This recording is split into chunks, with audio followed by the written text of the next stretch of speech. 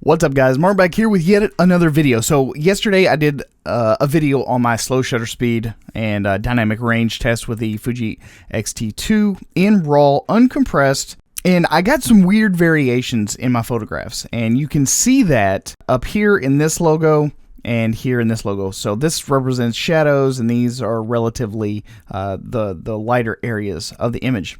Granted, this was handheld and at 1/5 of a second, so keep those things in mind. This was also auto white balance, and this was metered for the entire frame. The ISO was up a little bit higher, and my focal range was a little bit different than what I'm going to show you, but the variations should not have been this strong. So as you can see, I can read the Netgear perfectly fine.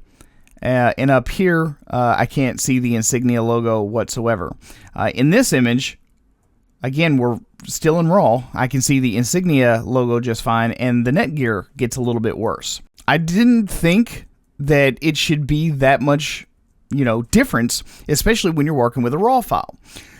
So I decided to test the theory again. And I set it up in a scene that was actually well lit. I didn't have to lower my shutter speed down. Again, we're still in RAW, and I actually set the white balance correctly this time. So this is the fluorescent white balance. I think it's number 2, and I got no variation. Now, granted, I'm in much better light, and it's not handheld. So I tried every single picture profile that Fuji has, and I got no variations whatsoever in either detail or in any sort of color shifts. Whereas in these photographs, I was getting you can tell that this looks a bit cooler and this one looks a bit warmer. I can clearly read the logo in this one, and I cannot read the insignia logo whatsoever in this one. So really big differences in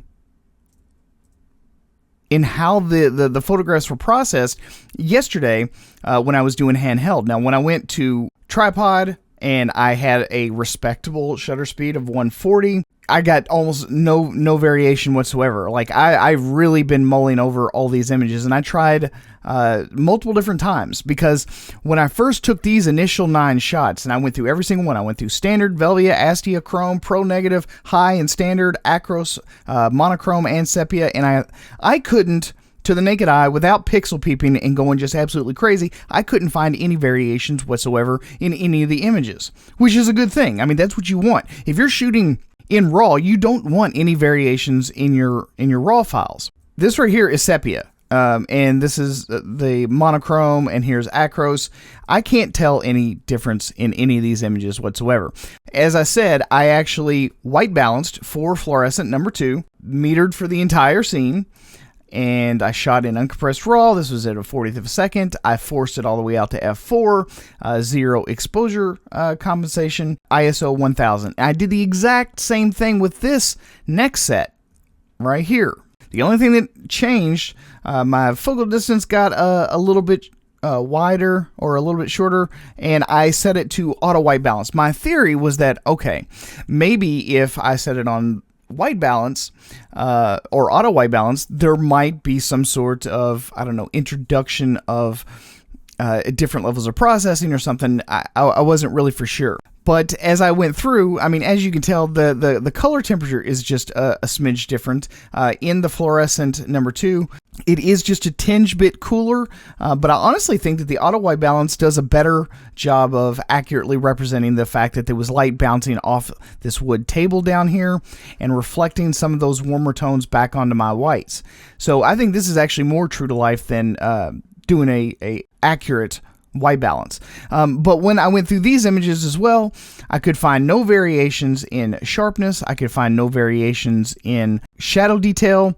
I could find no variations in anything. So that theory, as far as white balance, just kind of went out the window. The only other thing that I can think of that would probably be influencing these tests is the fact that it was handheld. So if the images start to, or if the movement of your hands start to affect the image and how clear or how sharp it might be, I think that there is a lot of processing that is going into these images because they are handheld. Even though you're optically stabilized, if that sensor feels any movement, there's got to be some sort of compensation programming inside the camera that's immediately jumping into action and trying to do its best to keep this image as sharp as it possibly can. But I just didn't, I really, to this day, I really don't understand the color shifts. I don't understand how much detail has been lost in some images as compared to others. I was basically holding the camera the exact same way. I was kind of sitting down, so I was stable. My arms were lifted up off of my legs, and I'm just sitting here trying to take these shots, and I'm getting massive swings in color temperature and shift, and the level of detail between the shadows and the highlights are massively different. So, you know, whatever the case may be, as a rule of thumb, I suppose, you should always try to shoot under the best possible conditions in order to get the best possible image, in order to recreate and have the most consistent results out of your camera. So, like I said, I couldn't find any variations in these. I was on a tripod, so if you do plan to shoot handheld, try to do it under the best possible conditions, because I just don't know exactly what is causing some of these little anomalies between images when they're handheld.